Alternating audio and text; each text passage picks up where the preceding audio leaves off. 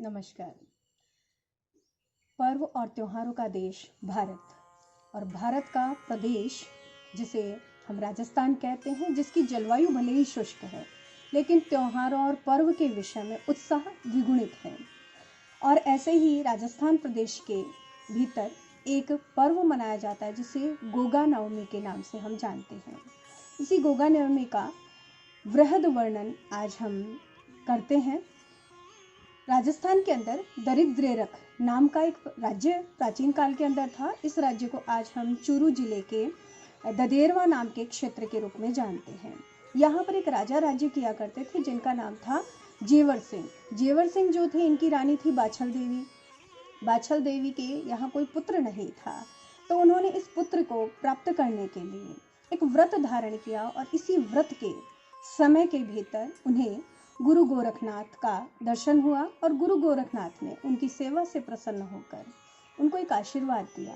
आशीर्वाद के साथ उन्होंने प्रसाद के रूप में उनको गूगल दी, जो एक सुगंधित पदार्थ होता है।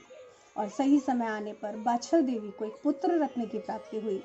यह पुत्र बड़ा ही पराक्रमी, बड़ा तेजस्वी, यशस्वी पुत्र हुआ जिनका नाम था गोगा जी। गूगल से उत्पन्न होने के कारण ही इनको गोगा नाम दिया गया था। और ये गोगा जी जो हैं, इनको गोगा जी भी कहा जाता है। इन्हीं गोगा जी के विषय के अंदर हमें ये जानकारी प्राप्त होती है कि जिस समय भारत के अंदर सोमनाथ का मंदिर लूटने के लिए महमूद गजनवी आया था, जब वह सोमनाथ के मंदिर को लूटकर लौट रहा था, ठीक उसी समय पर उसका प्रतिरोध करने के लिए गोगा जी पहुंचे और गोगा जी के साथ में उनका युद्ध हुआ। इस युद्ध के अंदर गोगा जी ने बड़ी वीरता का प्रदर्शन किया, लेकिन अंततः गोगा जी इस युद्ध के अंदर पराक्रम सहित जीतते हुए, विजय प्राप्त करते हुए वीर गति को प्राप्त हुए। और जहां पर इनका शरीर गिरा, उसी जगह को आज गोगा मेड़ी के नाम से उनके समाधि स्थल के रूप में पूजा जाता है। इस युद्ध के अंदर गोगा जी के साथ में उनके लगभग 47 पुत्र और 60 भतीजे, उनके अंगरक्षक इत्यादि भी खेत रहे। इसी युद्ध के अंदर उनके अंगरक्षक थे जिनका नाम था मंजू कोटवार और नरसी पांडे। ये दोनों ही इस युद्ध के अंदर खेत रहे। इनके परिजनों को मुसलमानों ने पकड़ लिया और बलात् उनको मुसलमान बनाने का प्रयास किया, लेकिन उनके मना करने पर उनका मान भंग किया गया, अर्थात उनको निम्न सेवाएं प्रदान की गई।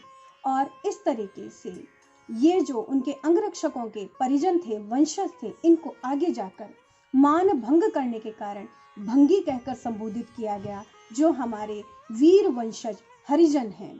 इसी तरह से गोगा जी की 17वीं पीढ़ी के अंदर एक राजा हुए जिनका नाम था कर्म सिंह।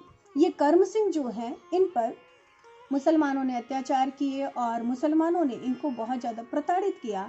प्रताड़ित करने के बाद में ये जबरन मुसलमान बना दिए गए और इन्हीं कर्म सिंह का नाम आगे जाकर कायम सिंह पड़ा और इन्हीं कायम सिंह की जो संतानें हैं वही कायम खानी मुसलमान के रूप में आज हम देखते हैं। राजस्थान के शेखावाटी क्षेत्र और गंगानगर के अंदर ये कायम खानी मुसलमान बहुतायत के अंदर हैं। और ये कायम खानी मुसलमान, अगर हम इन्हें देखें, इनकी जीवनचर्या को, तो हिंदू रीति रिवाज इनके जीवन के अंदर पूरी तरह से समाविष्ट हैं। इसके अतिरिक्त जैसे कि ये शादी विवाह के अंदर खिचड़ी का पूजन करते हैं, गणेश पूजन करते हैं, गणगौर का त्यौहार भी ये मनाते हैं। इवन इनके यहाँ पर दीपावली जैसे त्यौहार भी मनाए जाते हैं। और इसके अतिरिक्त ये सेना में जाते हैं। जब ये सेना में सम्मिलित किए जाते हैं तो इनको सेना में राजपूत रेजिमेंट में सम्मिलित किया जाता है। तो इससे ये स्पष्ट होता है कि ये जबरन मुसलमान बनाए गए थे, जबकि इनके रीति रिवाज हिंदू ही रहे हैं। इसके अतिरिक्त हम गोगा जी के विषय में पाते हैं कि वो सर्पों के देवता कहे जाते हैं। और इसके पीछे कारण ये है, चूंकि वे गुरु गोरखनाथ के शिष्य थे, इसलिए गुरु गोरखनाथ से जो मंत्र शक्ति उन्हें प्राप्त हुई थी, ये मंत्र शक्ति सर्प का विष शमन करने की क्षमता रखती थी। इसके साथ ही गोगा जी के अनुयायी उनका एक वाद्य यंत्र बजाते हैं जिसे डेरू कहा जाता है।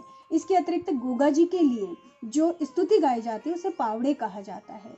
तो डेरू और पावड़े, इन दोनों की स्वर, लय, ताल इत्यादि में इतनी क्षमता है कि ये विषाणुओं को पूर्णतया समाप्त कर सकते हैं। इसीलिए गोगा जी को सर्पों का देवता भी कहा जाता है, क्योंकि ये सर्प विष का शमन करते हैं। गोगा जी के विषय में ये जितनी भी जानकारी है, ये सारी जानकारी हमें बहुत सारे ऐतिहासिक ग्रंथों में प्राप्त होती है, जैसे राजस्थान के वीर विनोद, मरु भारती, राजस्थान भारती और अर्ली चौहान डायनेस्टीज के अंदर भी हमको ये जानकारी प्राप्त होती है। हमारे राजस्थान के इतिहासकार डॉक्टर गौरी शंकर जी ओझा, डॉक्टर दशरथ कुमार जी, डॉक्टर झाबरमल जी शर्मा, सागरमल जी, गोपीनाथ जी अग्रवाल और कर्नल टॉड ने भी इनके विषय में विशद जानकारी, विशद विवेचन दिया है। अब बात यहाँ पर आती है कि गोगा नवमी मनाई कब जाती है और कैसे मनाई जाती है।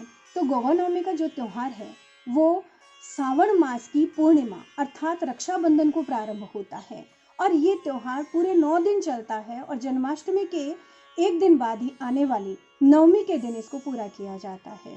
तो 9 दिन का ये त्यौहार गुगा नवमी को पूर्ण होता है और गुगा नवमी के दिन सभी घरों के अंदर छोटी छोटी गुगा जी की प्रतिमाएं आती हैं और उन प्रतिमाओं पर बहनों ने जो भाइयों को राखी बांधी थी वो राखी खोलकर उन प्रतिमाओं को चढ़ाई जाती है। उसके पीछे मंतव्य यही होता है कि हमारे भाई भी राष्ट्र प्रेमी बने और प्रजा पर परोपकार करने वाले बने, धर्म भक्त बने।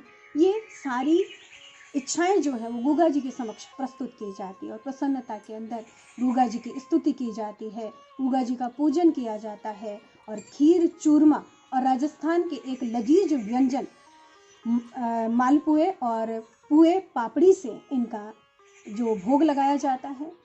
यहाँ पर ये राजस्थान में ही नहीं बल्कि गोगा नवमी जो है वो राजस्थान के अतिरिक्त हरियाणा, पंजाब, गुजरात और उत्तर प्रदेश, मध्य प्रदेश के अंदर भी बहुत धूमधाम से मनाया जाता है। इस दिन गोगा मेड़ी पर मेला भी भरता है। दरअसल के अंदर गुगा जी की इस गुगा नवमी से जो संदेश हम प्राप्त करते हैं वो बहुत महत्वपूर्ण है। उसके अंदर हम ये समझ सकते हैं कि हम और हमारे बच्चों को, हमारी नई पीढ़ी को जो इतिहास आज पढ़ाया जा रहा है उस इतिहास में हम क्या पढ़ रहे हैं। हम उन आतताइयों को पढ़ रहे हैं जिनको हम औरंगजेब के रूप में देखते हैं, अलाउद्दीन खिलजी के रूप में देखते हैं।